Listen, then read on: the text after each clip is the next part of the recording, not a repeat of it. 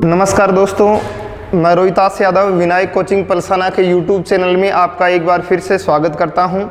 दोस्तों, आज हम राजस्थान इतिहास की बात करते हैं और राजस्थान इतिहास का पहला टॉपिक पढ़ेंगे। यानी यहाँ से राजस्थान के इतिहास की शुरुआत कर रहे हैं और ये राजस्थान के इतिहास का पहला वीडियो होगा। यहाँ से हम क्रमबद्ध रूप से राजस्थान के इतिहास का संपूर्ण विस्तार से चर्चा करेंगे। ये टॉपिक पटवार, राजस्थान पुलिस और राजस्थान की जो अन्य सभी एग्जाम्स हैं उन सब में काम आएगा और उन सब के लिए महत्वपूर्ण टॉपिक होगा। तो चलिए दोस्तों, सबसे पहले बात करते हैं राजस्थान के इतिहास में कि राजस्थान के इतिहास की हमें किस प्रकार से जानकारी प्राप्त होती है और राजस्थान के इतिहास की जानकारी देने वाले महत्वपूर्ण स्रोत कौन कौन से होते हैं, उनके बारे में बात करते हैं। इतिहास की पहले हम चर्चा कर चुके हैं, इतिहास का परिचय पढ़ चुके हैं, उसके लिए आप इससे पहले वाला वीडियो जरूर देखें। तो चलिए दोस्तों, अपना टॉपिक रहेगा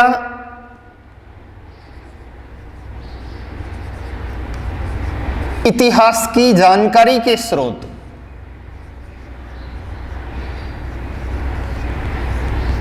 इतिहास की जानकारी के स्रोत, इनकी बात करते हैं। तो दोस्तों, इतिहास के बारे में जानकारी देने वाले स्रोतों को हम 3 भागों में विभाजित कर सकते हैं। इन स्रोतों में सबसे पहले बात करें तो पहले स्रोत आते हैं पुरातात्विक स्रोत। पुरातात्विक स्रोत। दूसरे की बात करें तो दूसरा जो स्रोत आएगा इतिहासकार।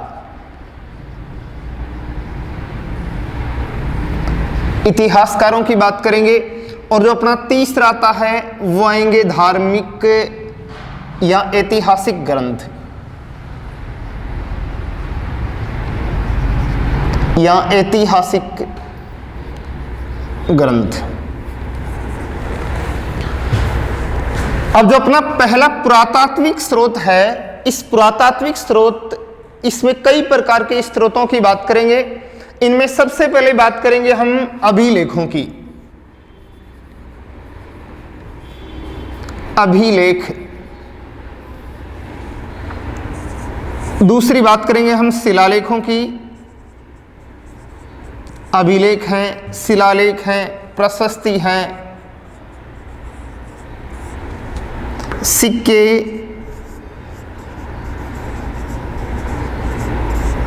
और मृद भांड,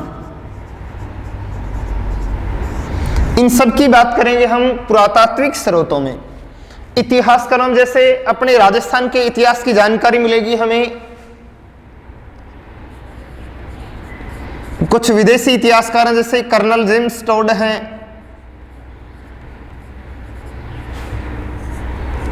एल.पी. टेसीटोरी हैं, लुई पियाजे टेसीटोरी, कवि राजा श्यामल दास,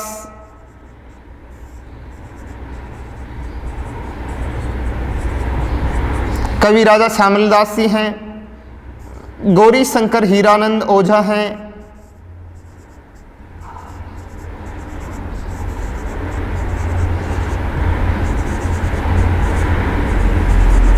कवि बांकीदास,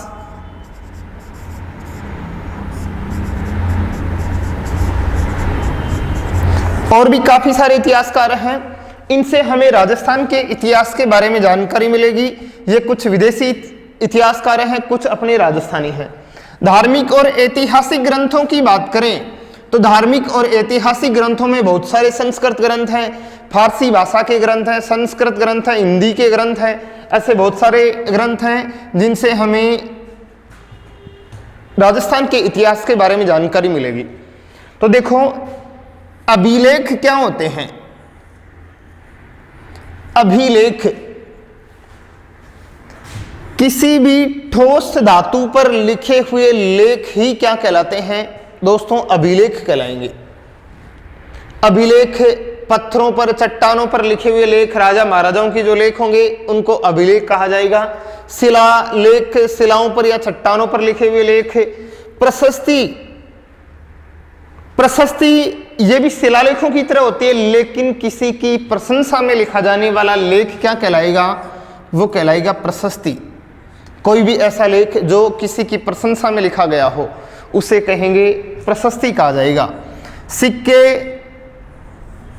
प्राचीन कालीन सिक्के, ये भी हमें राजा महाराजाओं के वंशावली या उनके वंशों के बारे में जानकारी देंगे।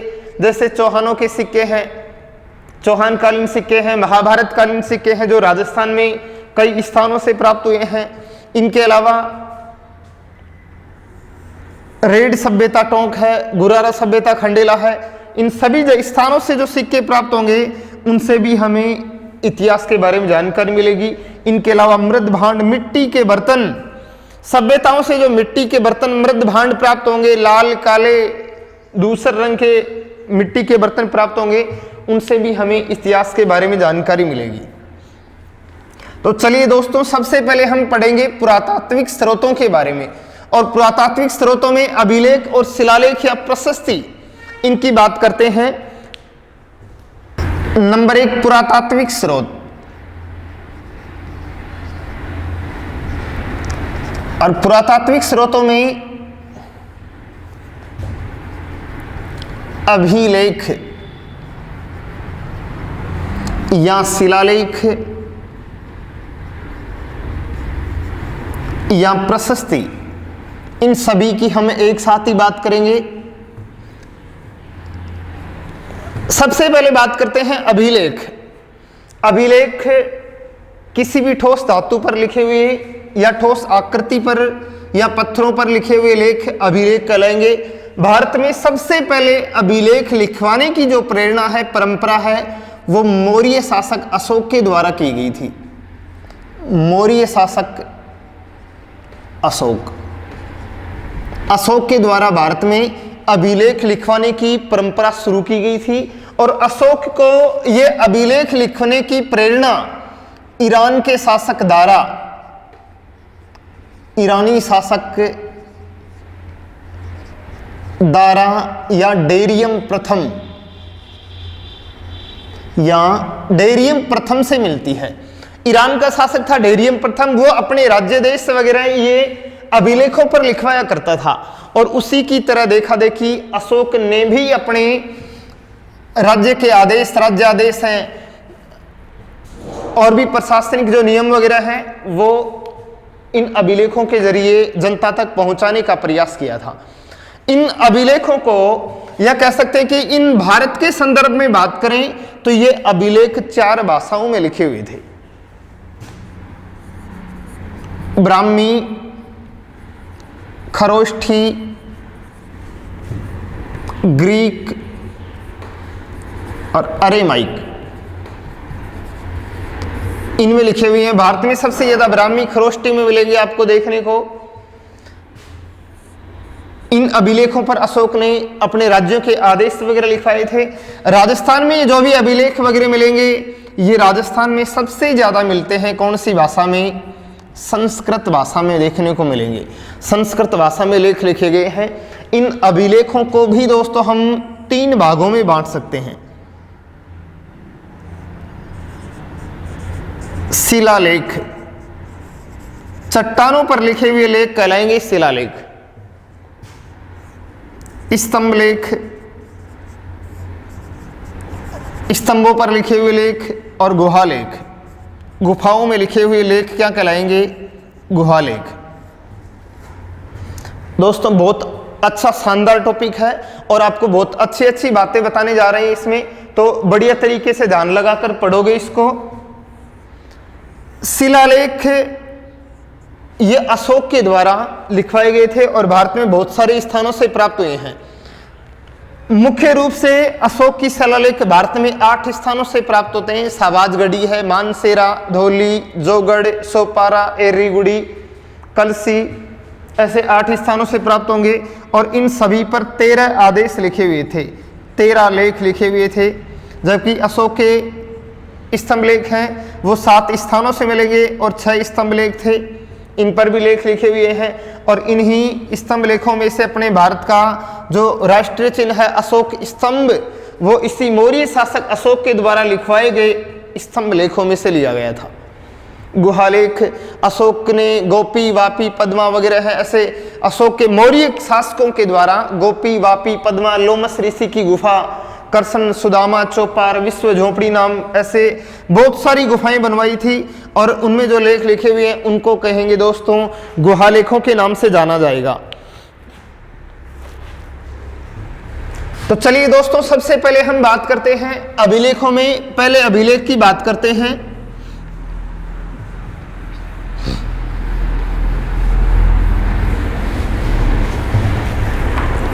अभिलेख या शिलालेख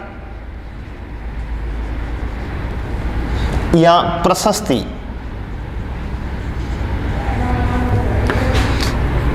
पहले अभिलेख की बात करेंगे, बडली का शिलालेख।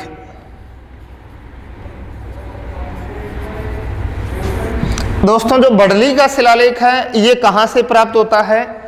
बडली का शिलालेख ये बडली गांव है अजमेर में और वहां पर एक मंदिर बना हुआ है बिलोत माता मंदिर।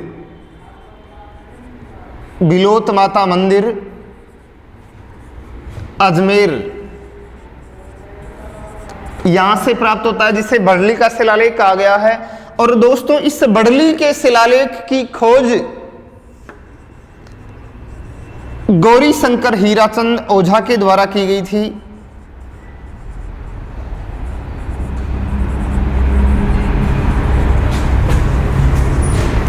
गौरी शंकर हीराचंद ओझा के द्वारा बडली शिलालेख की खोज की गई थी। ये राजस्थान का सबसे प्राचीन अभिलेख माना जाता है। राजस्थान का सबसे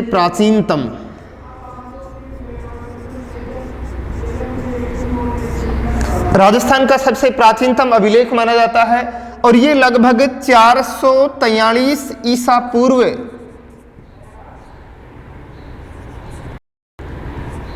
443 ईसा पूर्व का माना जाता है। बडली का शिलालेख बिलोत माता मंदिर अजमेर, इसके खोज करता है गौरी शंकर हीराचंद ओझा, इनके द्वारा इसे खोजा गया था। और वर्तमान में ये जो बडली का शिलालेख है वो राजपूताना संग्रहालय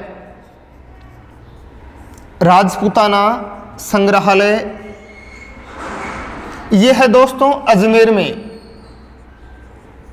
इसमें रखा हुआ है। और देखो जो राजपूताना संग्रहालय है ये किस दुर्ग में संचालित है? तो दोस्तों आपने राजपूताने की कुंजी कौन से दुर्ग को कहा जाता है? अपने राजस्थान में जो अजमेर का दुर्ग है उस अजमेर के दुर्ग में वर्तमान में राजपूताना संग्रहालय संचालित है और उसमें रखा हुआ है बडली का शिलालेख। तो ये अपने राजस्थान का सबसे प्राचीन शिलालेख है। पहला शिलालेख अपन ने पढ़ा है, यानी पुरातात्विक स्रोत, राजस्थान के इतिहास की जानकारी देने वाले स्रोतों में अपन ने सबसे पहले बात की पुरातात्विक स्रोतों की। पुरातात्विक स्रोतों में अपन ने सबसे पहले पढ़ा अभिलेख, शिलालेख या प्रशस्ति।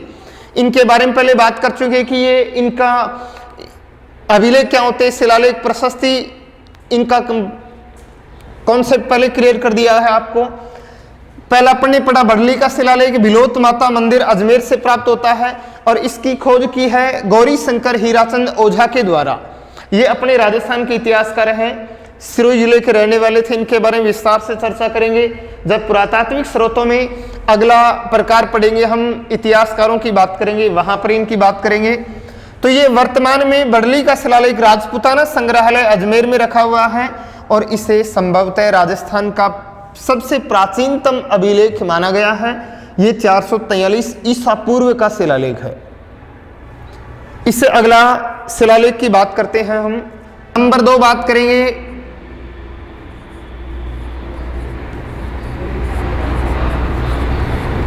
कीर्ति स्तंभ प्रशस्ति।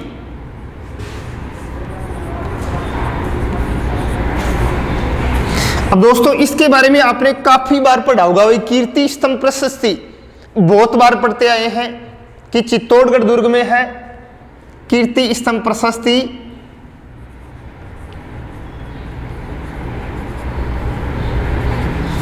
चित्तौड़गढ़ दुर्ग इस कीर्ति स्तंभ प्रशस्ति को ही विजय स्तंभ भी कहेंगे,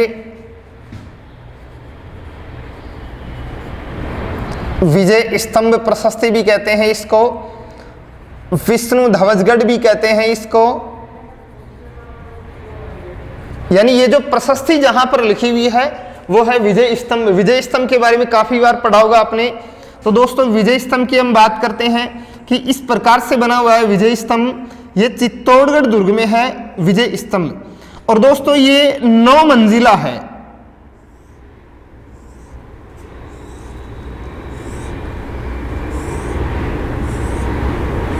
इस प्रकार से ये 9 मंजिला स्तंभ विजय स्तंभ है, और इस पर यहां पर ये प्रशस्ति लिखी हुई है जो संस्कृत भाषा में लिखी हुई है, कीर्ति स्तंभ प्रशस्ति, ये विजय स्तंभ पर लिखी हुई है, विजय स्तंभ।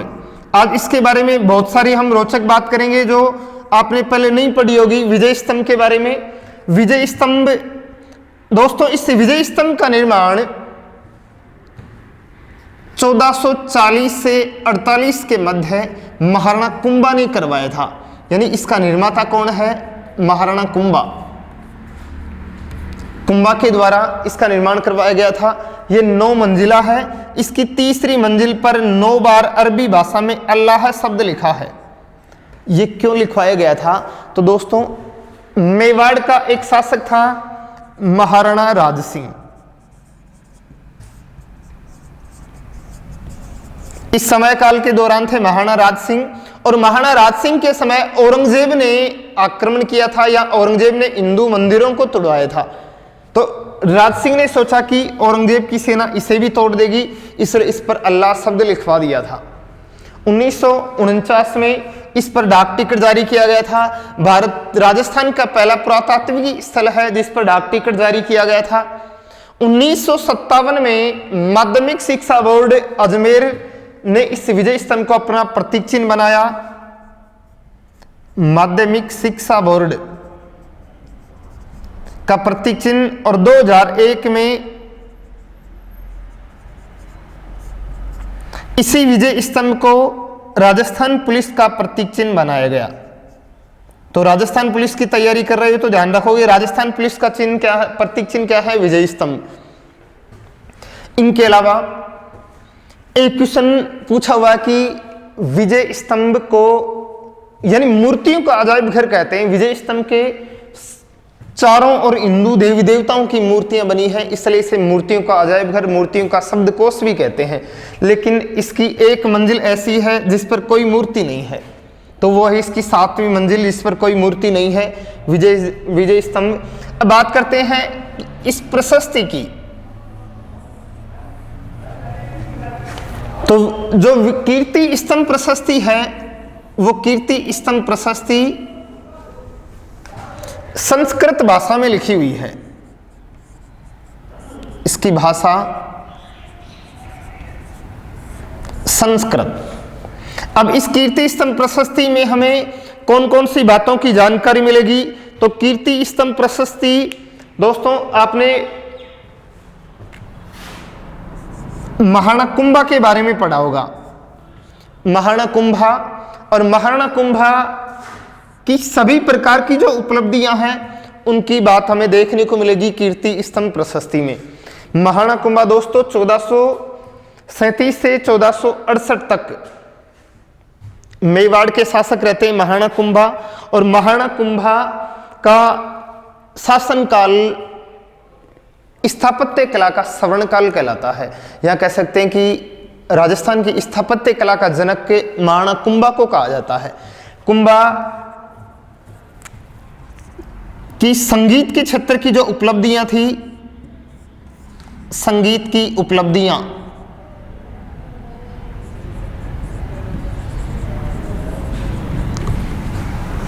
कुंभा की उपाधियां, इनके बारे में जानकारी मिलेगी। कुंभा के विजयी अभियानों की जानकारी मिलेगी। दोस्तों कुंभा के कुछ प्रमुख संगीत ग्रंथ हैं, संगीत राज है, संगीत मीमांसा है, सूड प्रबंध है, ऐसे कुछ ग्रंथ हैं कुंभा के। उन सब का उल्लेख मिलता है इस कीर्ति स्तंभ प्रशस्ति से। सबसे कुंभा का सबसे प्रसिद्ध ग्रंथ है संगीत राज,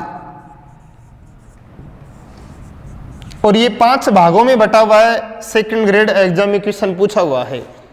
कुंभा का सबसे प्रसिद्ध ग्रंथ। इनके अलावा कुंभा की मालवा,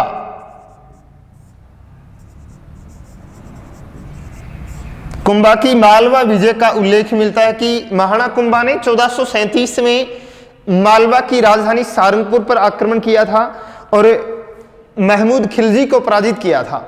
उस विजय का वर्णन मिलता है। उसी विजय के उपलक्ष्य में इस स्तंभ का निर्माण करवाया गया था। इनके अलावा महाराणा कुंभा के द्वारा मांडेपुर यानी मंडोर मांडेपुर से भैरव जी की मूर्ति जीत कर लाने का प्रमाण मिलता है। महाराणा कुंभा के द्वारा इसी कीर्तन स्तंभ प्रशस्ति में उल्लेख मिलेगा कि कुंभा के द्वारा कुंभ स्वामी मंदिर यानी कुंभ स्वामी मंदिर बनवाने का उल्लेख मिलता है, वो भी हमें यहीं से प्राप्त होगा। इनके अलावा जो ये कुंभ स्वामी मंदिर है, ये चित्तौड़गढ़ और कुंभलगढ़ दुर्ग में बनी हुई है। इन सभी प्रकार की जानकारी हमें कहां से प्राप्त होगी? कीर्ति स्तंभ प्रशस्ति से। अब बात करते हैं कि ये जो कीर्ति स्तंभ प्रशस्ति थी, इस कीर्ति स्तंभ प्रशस्ति को लिखा किसने है? तो देखो, कीर्ति स्तंभ जो प्रशस्ति है, इस प्रशस्ति को कवि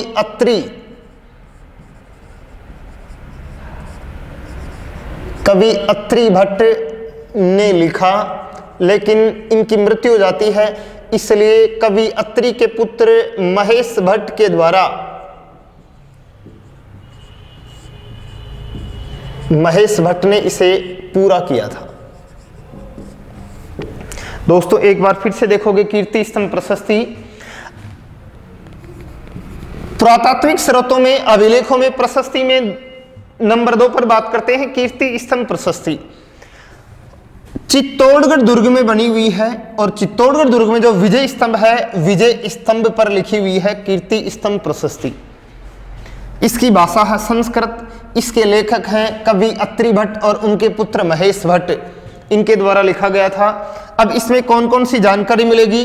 तो कीर्ति स्तंभ प्रशस्ति पर महाराणा कुंभा की सभी प्रकार की उपलब्धियां, महाराणा कुंभा की उपाधियां, राणो रासो, अभिनव भट्टाचार्य, ये उपाधि पूछी जा चुकी है, इन सब की जानकारी मिलेगी। इनके अलावा कुंभा की मालवा विजय का वर्णन मिलेगा।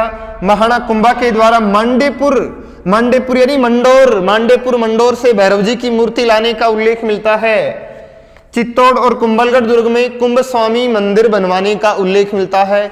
इन सभी प्रकार की जानकारी है वो हमें देखने को मिलेगी दोस्तों, कहां से? कीर्ति स्तंभ प्रशस्ति से। ये कीर्ति स्तंभ प्रशस्ति विजय स्तंभ या विष्णु ध्वजगढ़ इस पर स्थित है। इसके बारे में हम बात कर चुके हैं कि विजय स्तंभ का निर्माण 1440 से 48 के मध्य कुंभा ने करवाया था। सारंगपुर युद्ध में जीत के उपलक्ष्य में, सारंगपुर युद्ध 1437 में जीत के उपलक्ष्य में बनवाया गया था। 9 मंजिला है, 157 सीढ़ियां हैं, 122 फीट ऊंचा है विजय स्तंभ। राजस्थान पुलिस और माध्यमिक शिक्षा बोर्ड का प्रतीक चिन्ह है विजय स्तंभ। राजस्थान की पहली ऐतिहासिक धरोहर है जिस पर डाक टिकट जारी किया गया था। इस पर 1949 में डाक टिकट जारी किया गया था। तो दोस्तों अपना कीर्ति स्तंभ प्रशस्ति बहुत अच्छे से समझ में आई होगी। नंबर 3 पर दोस्तों बात करेंगे हम राज प्रशस्ति की। राज प्रशस्ति राजसमंद,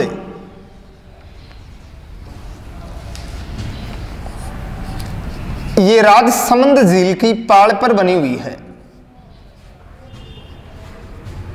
राजसमंद झील की पहाड़ पर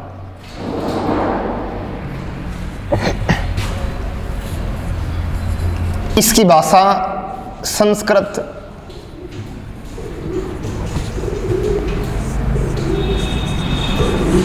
इसके लेखक हैं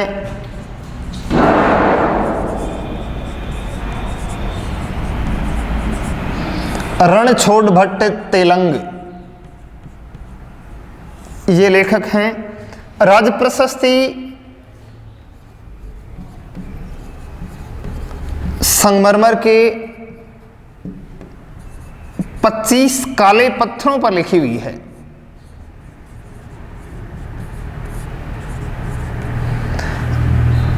ये जो राज प्रशस्ति है विश्व की सबसे बड़ी प्रशस्ति, सबसे बड़ी प्रशस्ति।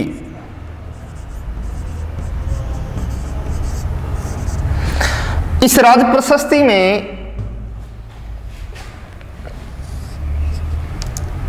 कुल 1106 श्लोक हैं और 24 सर्ग हैं। अब इनमें बात करेंगे कि राज प्रशस्ति में कौन कौन सी जानकारी मिलेगी, राज प्रशस्ति से हमें कौन कौन सी बातों की जानकारी मिलेगी।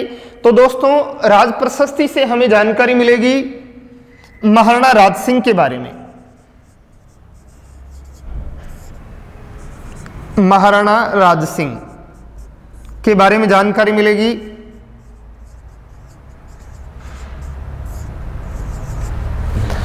कि महाराणा राज सिंह के शासनकाल में जो चारुमती विवाद हुआ था,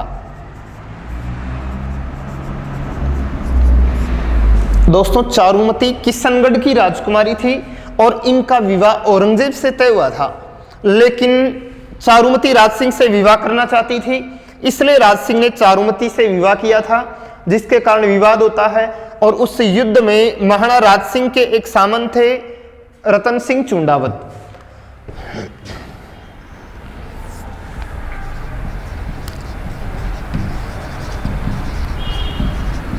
दोस्तों, यहां पर हम बहुत एक अच्छी बात बताने जा रहे हैं आपको। रतन सिंह चुंडावत, बहुत महत्वपूर्ण बात है कि रतन सिंह चुंडावत हैं, ये सलूम्बर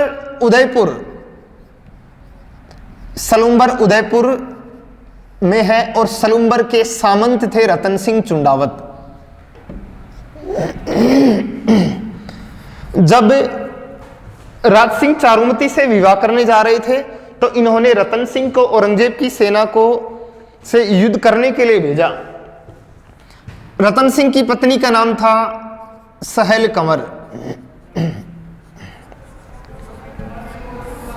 जिन्हें इतिहास में हाड़ी रानी कहा जाता है, क्योंकि इनके पति रतन सिंह युद्ध में जाने के इच्छुक नहीं थे अपनी रानी सहेल कंवर के कारण।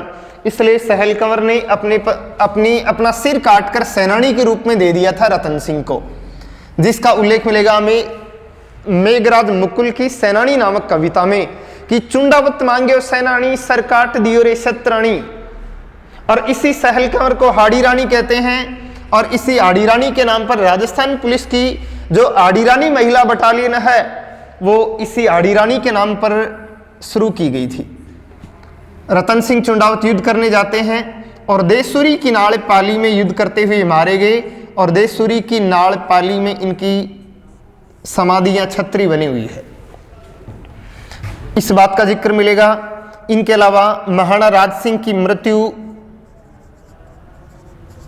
और मृत्यु के बाद इनके पुत्र जय सिंह के द्वारा औरंगजेब की अधीनता स्वीकार करने और औरंगजेब को जजिया करके बदले पूर्व बदनौर और मांडल ऐसे 3 क्षेत्र देने कबूल किए थे, उन सब की जानकारी मिलेगी। इनके अलावा इसमें जानकारी मिलेगी मेवाड़ मुगल संधि की। मेवाड़ मुगल संधि 5 फरवरी 1615 को हुई थी दोस्तों, मेवाड़ मुगल संधि। मेवाड़ का शासक था महाराणा अमर सिंह और जहांगीर के मध्य हुई थी। अमर सिंह की ओर से झाला हरिदास और सुंदरदास ने भाग लिया था।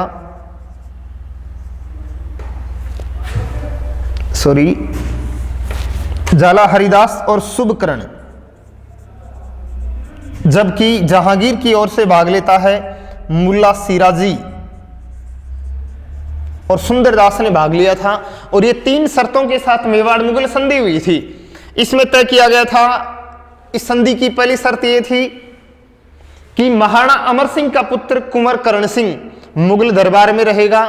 दूसरी शर्त ये थी कि मुगल महाराणा अमर सिंह को चित्तौड़ का दुर्ग वापस दे देंगे, लेकिन उसका पुनर्निर्माण नहीं करवाया जाएगा।